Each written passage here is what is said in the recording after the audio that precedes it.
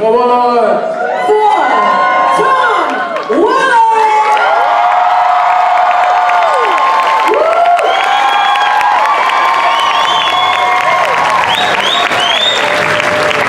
Thank you, Trisha, for going over, which means this panel will be 8 minutes shorter. Stay on time for your photo ops, right? Yeah. Right. I'm going to try to keep my answers brief so we can get more questions in. Can't say a damn thing. One day I don't wear a hat to a con. Okay, hi, I'm Terry from New Jersey. I'm very nervous, so let me breathe. You're doing great. First of all, you're one of my favorite bad guys that I hate to love and love to hate. So my question was for Charlotte, but I'm going to present it to you. I met an episode Charlotte up to heaven, and I'm wondering, what do you think her life is like in heaven afterwards? Or if they ever did a movie, that's something they would explore. Whose life? Charlotte's life. Well, Pierce doesn't care. Oh yeah. Next question.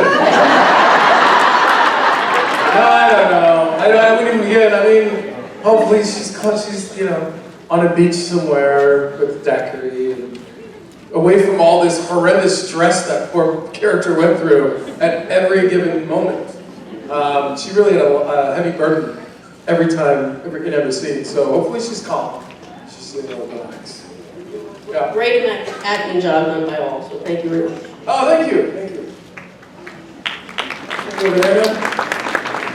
So I was wondering what your thoughts were on Tom Welling saying that Lucifer could be your Superman.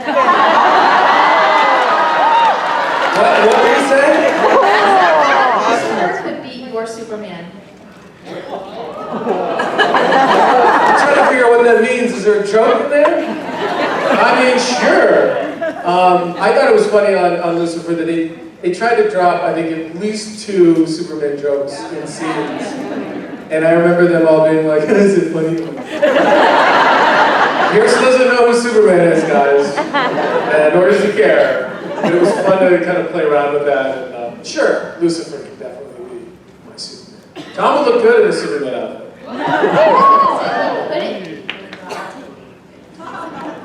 What? I was going to say he could not be your Superman, but... Oh, not beat? I would say... I thought you said be, like I can be your Superman baby. That song. I'm sure Lucifer could be my Superman. Great question. I was just trying to be nice to you. Sorry. No, I don't know how that works. Lucifer against Superman. I don't know. I feel like Keanu Reeves' Constantine would have to like break us up or something. Because he can kind of like go between the universes in a way. I don't know. I could just picture Tom looking into Superman's eyes and being like, tell me your deepest whatever he says. If he's trying to feel it, it comes out. Yeah. Thank you. That's not being nice. I'm like, I got a question though. Hi there. I thought that's what she said too, so super confused. I'm Leanne and I'm from Canada. And so really quick question. Just wanted to know how many rocks you think Cain had. Approximately. You know, I showed up to set that day, and that was supposed to be like my house, and I'd never seen it before. The character's house. And I walked in, and I was like, because you never know where they're going to film in the house until they're moving the lights in the rooms. And I remember thinking, like, because it was somebody else's house that you rent for the day. I walked in, I'm like, what's with the rocks? Literally, I was like, weird. And then, like, we shoot a couple scenes, we come to the front door scene, and I'm like, you guys are going to use these rocks? Like, these belong to the people in the house. And set deck's like, no, we put those all in there, it's for your character. I'm like, why? And then I think Joe or Ildy was there, and I was like, what's with the rocks? And they're like, well, because you've lived so long, nothing can last as long except for a rock, and so these are... And I was like, oh, that's actually a good idea. But what I did in the rehearsal, when I opened up the door and Lauren was there, she looks at the rocks, and I go, I like rocks. And she started laughing, everybody started laughing. And they're like, keep that in, do that in the tape. So that's how that came about. So, Thank you. I just talked to Lauren yesterday. She says hello. Hello, I'm Elena. I'm from New Jersey. My sister, my mom, and I are here for my mom's birthday. And I was just wondering if you could say happy birthday, Elizabeth Taylor. When was her birthday? April 8th, but this was her present. Oh, it's too bad it wasn't 26. That's mine. She must be an Aries. She's an Aries, right? I believe so, yes. Oh, you know. Hey, this is really funny. Check this out. So, anybody who's into stars and charts and I think that stuff's really interesting, and it's can be good insight. And there's this joke going around that this high school boy comes home from school and he's, Mom, what time of day was I born? And the mother turns around and she goes, whoever that girl is, stay away from her. And the boy's like, what? She's like, no boy asked what time they were born. Unless there's some girl trying to figure something else out. I heard that and that was funny. Yes, happy birthday. What's your name? Elizabeth Taylor. That's not a joke. It is her actual name. I knew she was still alive. Happy birthday, Elizabeth Taylor. I love your work.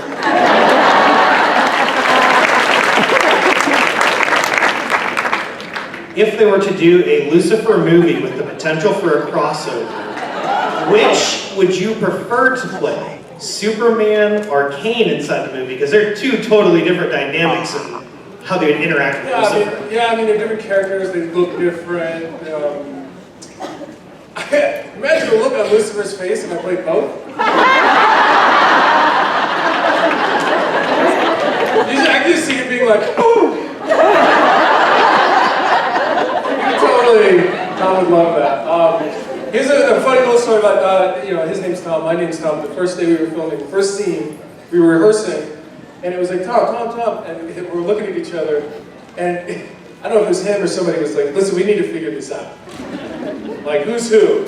And I looked at him, I'm like, well, it's your show, I think you should be Tom, I'll be Welling. And he goes, all right. And so on set, he was Tom and I was Welling, and just this morning, they're coming in the green room, like, so Tom, and we're like, okay guys, we gotta straighten this up. But, I don't know, I think, if it was a Lucifer thing, I would probably lean toward playing Pierce. While we were playing, when I was acting on Lucifer, I remember talking to Joel Ildy that Pierce should have his own TV show, that he'd be like a detective, and each year, or each season would be a different decade. Like you could go back really far, and then you would move on, sort of like an interview with a vampire sort of thing, where they could show up at different places and he'd be like a detective who's like, the underbelly of the city, because we did that one throwback episode in Lucifer, which kind of gave me the idea, but I think they said, very nicely, they said that their bandwidth, they didn't have the bandwidth for it right now, which means they're too busy. Because they are busy, they have like all these, they're like super busy creative people, so. To answer your question, probably Pierce. Yeah. I think that your serious idea would have been a great way to show how you got his rock collection. Yeah. Stealing rock, like he's there when the pyramids are being built, and he's like, oh. This would be cool, these might be something one day. Hi, my name's Nancy, I'm from South Jersey. I've really been enjoying your work on the Winchesters. And, seriously, right? So I was wondering if you happen to know if it gets picked up, whether they have spoken about whether you will continue to be on it. I think, well, my initial conversations with Jensen, they all want the show to continue. I hope it does. Just like I wanted Lucifer to continue. And I think Jensen's production company just moved to Amazon, and I don't know, but hopefully he was like, hey, I'll move to Amazon if you do the show again. Hopefully that's the case. Plus with, Maggie and everybody and Drake, they love the show so much. I would love to see them be able to play those characters more. It's not like they're like, this job sucks. You know, they really like the show, so I root for them. And I think there's always going to be a time where Sam makes an appearance, but I don't think it'll ever be like a every episode kind of thing. Oh, well, they can't afford it. That's why. But no, it's a great cast. It's a lot of fun to go down there and shoot those episodes. And who knows? Sam's out there hunting for somebody. I think, you know, he's got to find his wife at some point, right? So We're rooting for you to keep being on the show. thank you, thank you. Yeah, save Winchesters, right? Save Lucifer, save Winchesters. Save professionals. Hi, my name's Mary. First off, I love your character in Lucifer, and I also love your character in Cheaper by the Dozen 1 and 2. So, my question for you is, if Charlie Baker were in Lucifer, what is the first thing he would do?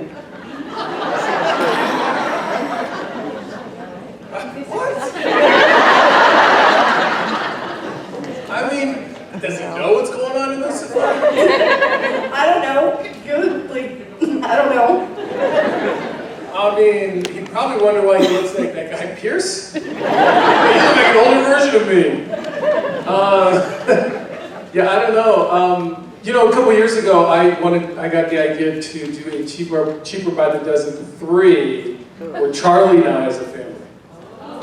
Whereas, like, my idea was that he's married and maybe he's got all these siblings, but maybe him and his wife are having trouble having kids.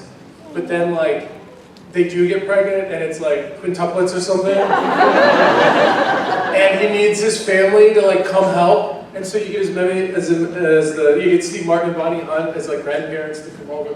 And it'd be a lot of fun. And just as I was sort of trying to sell that idea to get somebody involved, I found out that Zach Braff was cast to do the reboot, which apparently nobody watched. And who here watched it? Nope, not one hand. So I think my idea would have been better, and maybe we still can. But I think it would be fun to get the band back together. Yeah. Not one person was in it. Zach's a nice guy, don't get me wrong, but I was like, what is this? Hi, I'm Anna. I live here in Jersey. Smallville was the first TV show that I ever got really into, watched every single episode multiple times. So I was just wondering if you could share like a favorite memory from your time filming Smallville. I'm sorry, what was the end of that? If I could share? If you could share a favorite memory from your time filming Smallville. Favorite memory? Well, the first one that pops into my mind was the last day that we shot.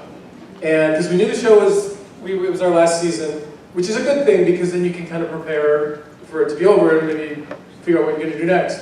And I remember going to the producers months ahead of time and saying, I don't want to work the last day. And they were like, oh, we can't. I'm like, no, I don't want to work the last day. In fact, I want to work the second to last day, but I want to be done halfway through the day. And they're like, why? I'm like, because I just don't want all that stuff. You know, and so what happened, so we did it. We figured out a way. I was shooting something on the rooftop, indoors, and they were just about to break for lunch. And it was like, okay guys, you know, we got it, time for lunch. That's it, it's all over. And somebody passed around the smallest drip of tequila in the smallest like little paper shot glass. And the whole crew got together, and then it was like, the AD goes, well, we're on the wrong set. And the crew went that way, and I went that way, got my car, and I drove to Los Angeles. That was it. It was that quick. I know with Winchesters, I was there for their last day of the season, and they did a big thing of like, everybody together, and this and that, and I'm like, you know. So I don't know if I'm just a party pooper or whatnot, but I think now, and some of you may have seen the podcast I do with Rosenbaum, and it's been so long that I can look back and watch episodes and find a lot of fun stuff in the episodes. Where I think when you're in the middle of it, you're just kind of just trying to keep your head above water and not drown, because it's just so all-encompassing. So I think if you listen to the podcast, there's a lot of fun memories that pop up while you watch it. Yeah. Thanks. Very long-winded. I told them I was going to keep my answers short. I'm not doing a very good job. Hey Tom, how are you? Hi, good. So my name is Fatih, this is my sister Ryan. She's afraid to talk in front of people. So I'll ask her question and my question. Okay. Her question is, how do you feel about the ending of Smallville where you didn't get your own Superman suit? I liked it. Really? I wrote the ending. Yeah, so sorry. My idea was inspired. I used to watch a show called 24 with Kiefer Sutherland. So when I was on Smallville, I couldn't wait to get home to watch 24. That was like my thing. Funny enough. And then later on, I ended up playing golf with Kiefer Sutherland, and I was like really nervous. Fan rolled out. But no, the way they ended that show was Jack had to go. He had to move on, because he was being hunted down. But you knew he was out there, but you couldn't go with him. And that literally is what I tried to take to Smallville, because Clark needed to graduate, he needed to move on, but he needed to move on from Smallville. And I thought the idea of, in your own mind, what happens to Clark is so much more, interesting than showing what happens. And I know there's other shows that I've watched that have ended, and you never really like to see a show end, especially if you like it. But I think he's just he's out there, and it's good to know he's out there doing good things, and it just lets your imagination go. I'm sorry you hated it. My second question is, since you're part of the Crisis of Infinite Earth, how do you feel about not having your powers? I thought it was fun. I remember John Cryer, in between takes, he was like, so how did Clark get rid of his powers? I'm like, I have no idea. He's like, they didn't tell you? I'm like, no. He goes, did you ask him? And I go, no. I just know that I don't have them. And he's like, I go, yeah, you'd think I'd want to know. And then somebody tried to say there was kryptonite in my watch, blue kryptonite in my watch, and I was like, oh, I don't know, was there? I don't know. I'm surprised how much we don't know when we're in scenes, but I thought it was cool. I thought it was a fun way to kind of come back and, show that one dimension of what could possibly happen. To have Erica there playing Lois and the idea that he has a family, I thought that was sweet. Thank you. Yep. It was weird going back to the Kent Barn, though. That was weird. Hi, Tom. My name is Rebecca. My friend Lexi and I are really big fans. I have two quick questions.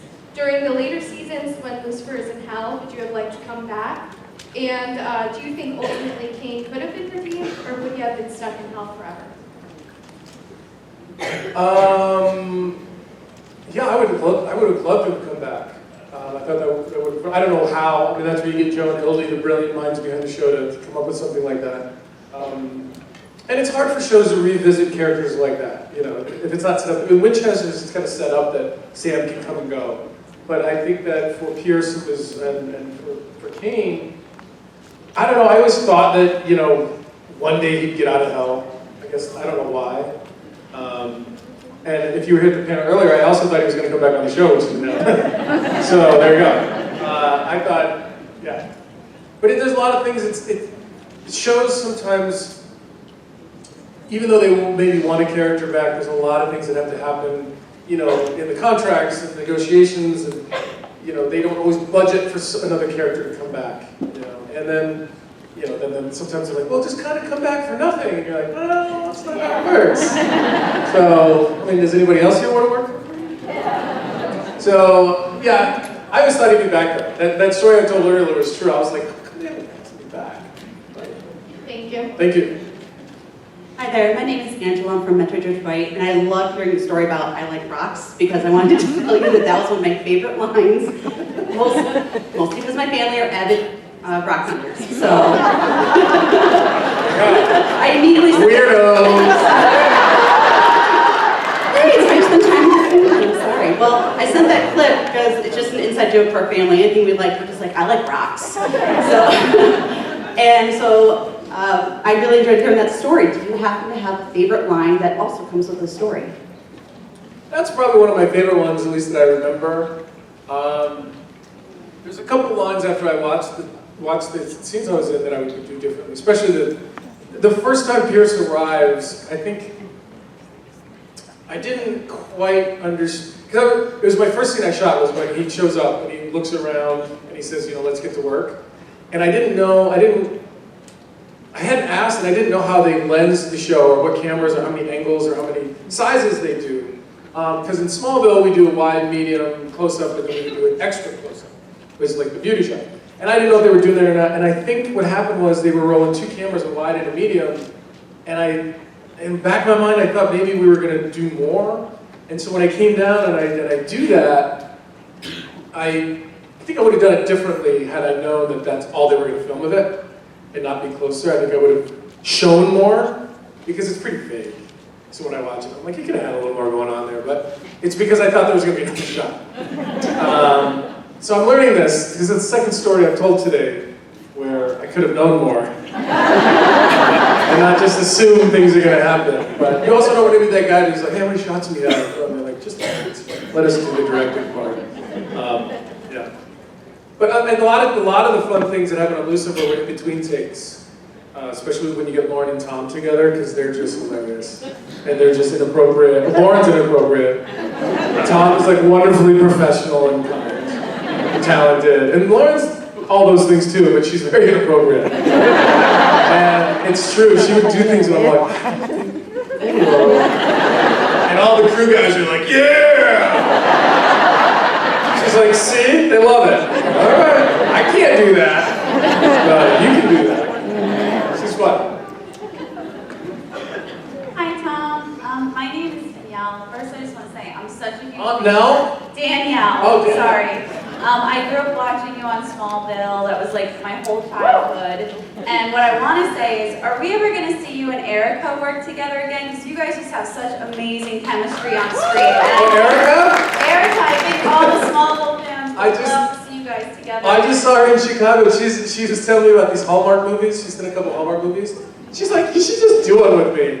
And I was like, sure. She's like, it's super fun. Everybody's cool. Everybody gets it. And I was like, yeah, cool. I go, we play brother and sister. And she looked at me like, she's like, no. That would be weird. But yeah, I mean, it would be very difficult for me to even come up with one person that I've ever worked with where I just wouldn't work with them again. It's it's so much fun to work with people again because you've already been in the trenches together and the trust is there and it's just a lot of fun. You're always, I think a lot of actors are looking for that more than you think. And I think the whole mixing it up and not wanting to repeat yourself, I think that's becoming less and less the norm. I think in the old days it was kind of like that. But now it's just like you want to work with fun people and have a good time. Yeah. Well, maybe in the Kane spinoff. Yeah, right? Yeah, that's not a bad idea. She could be Eve. She could be my mom. Just don't tell her I said that. Hi Tom, David from New Jersey. So you did Smallville for a long, long time, and then you came, years later to Lucifer, and you have like a different kind of role in that, one is much different than the other. What's the experience like for you as an actor to do that kind of thing, differently? It's still a series, but it's not Smallville.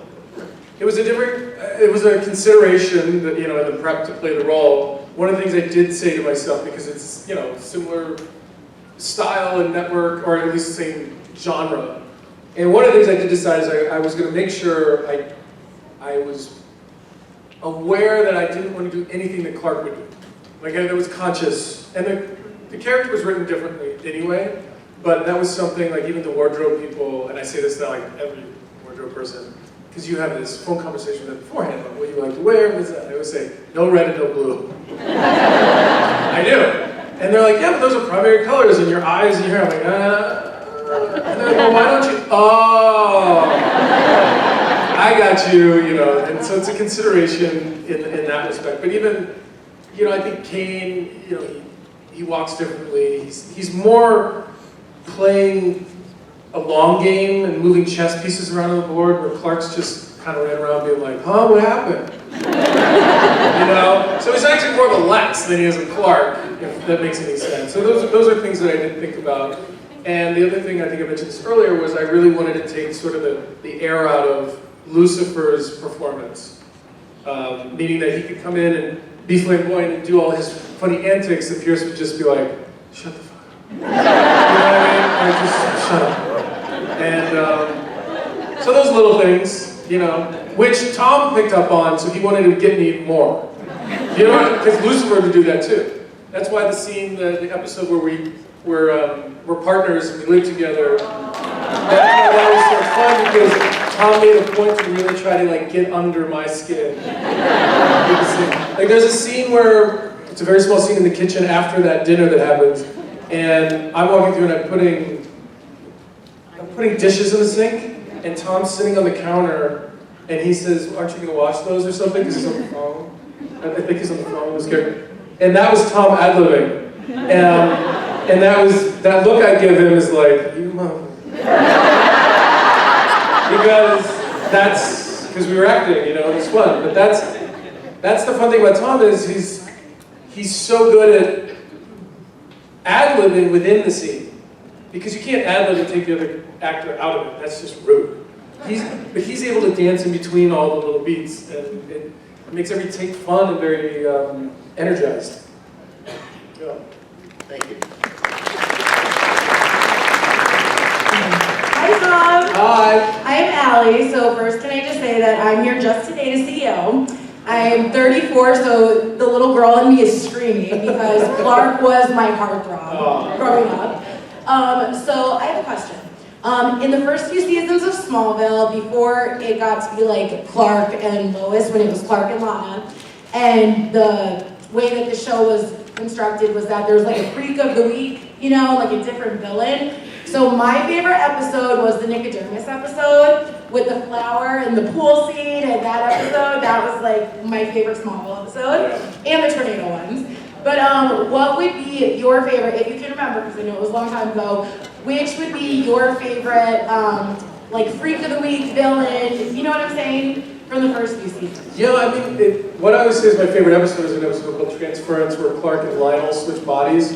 That's my favorite episode just because John Glover is like such an amazing actor and person that was a very exciting episode, and he gave me big compliments that he thought I did a really good job being him, and he thought he did a horrible job playing Clark because he didn't know how to. Lionel's very complicated, John's very complicated, Clark is very simple.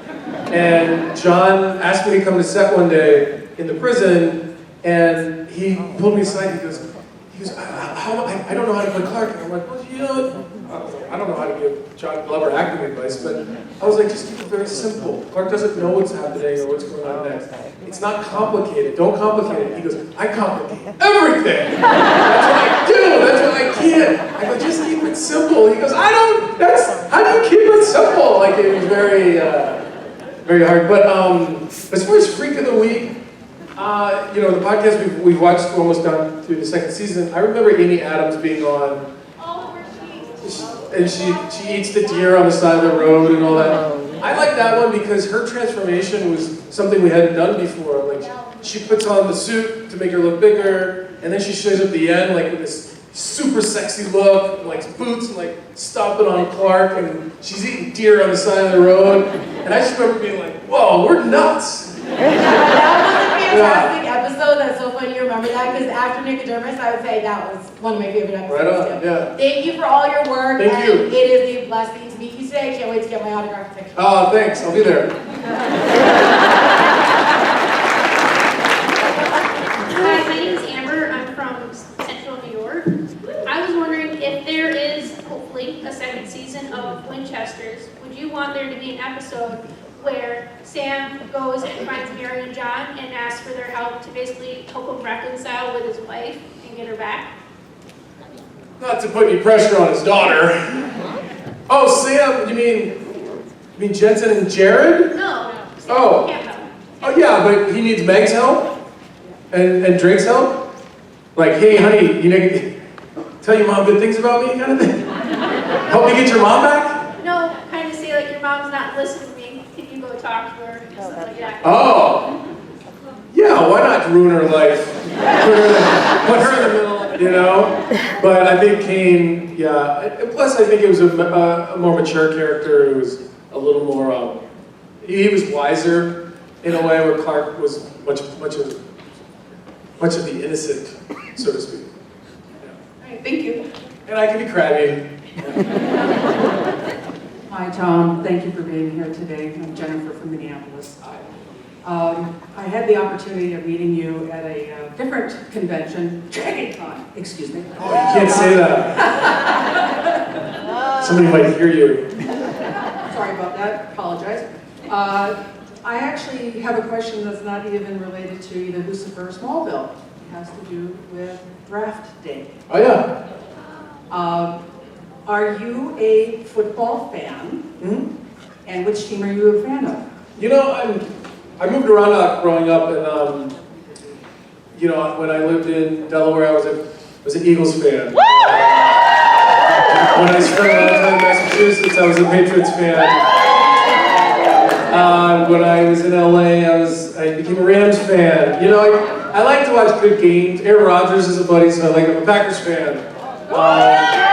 So it's kind of like, you know, here's a funny thing about cons. Because people ask me, what's it like going to con? You know, and I'm like, well, everybody's happy. I said it's the opposite of going to a football game. Because when you go to a football game, everybody's stressed out, and half the people leave angry. When you go to a con, everybody leaves happy. Everybody has a good time. And sometimes you dress up as your team, whether it's Star Wars or Indiana Jones or Lucifer, whatever you want. But that's how I see it. It's like everybody's in a good mood. But the reason I did draft day was because I wanted to work with Kevin Costner. That was it. And he couldn't have been better. The first scene we shot was the one where I yell at him, and we did a rehearsal, and the way they rehearse, they don't really do the scene emotionally. It's just for like where you're going to stand. And when you're supposed to lose your temper, sometimes it's nice to do a take or two to kind of get the blood flowing. But on the first take, they were filming me first, and I get in his face and I'm yelling at him, and I just forgot my line right in the middle of yelling. And I was like, damn it! And they're like, cut! And I got really upset with myself, really upset. I was very embarrassed. And he could tell, and he kind of goes, hey, it's cool, man, just, you know. And I'm like, well, that's nice of you, but I'm fucking pissed. And he's like, no, it's cool, just don't get mad at me when I mess up my lines. And that helped so much, him just being like, hey, it's cool. Then we did a couple more takes, and then that was it. But those little things help. They help me remember what leadership is. And I read the other day that leadership isn't about you, but it begins with you. And I've had a lot of great experiences with people like Steve Martin or Kevin, Brendan, people that I looked up to as a fan, and seeing how gracious and wonderful and warm they can be, and being like, oh, you don't need to be a jerk in this business. And in fact, a lot of jerks don't last very long. There's very few. It's a creative environment, and there's no time for that anymore. But so anyway, that's my story, is that being around these successful, warm people and being like, oh, so that's how you do it. It's inspiring. Thank you. Yeah. Hi, my name's Gabby, and I am an astrology girl. Oh. And I'm just wondering what Charlie Baker's reaction would be if one of his brothers came home and he heard him asking that question. Oh my God, that would be funny. I could totally see Bonnie Hunt being the mom, like, whoever that girl is, we should definitely have it in that movie. That would be great. Well, you know, you could do Charlie probably been the one coming home saying that. Yeah. Here's a funny story. So when I remember Cheaper by the Dozen was on one time, the second one, and my wife hadn't really seen it. And there's a scene with me and what's the actress's name? Who plays Charlie's girlfriend? She's like a supermodel.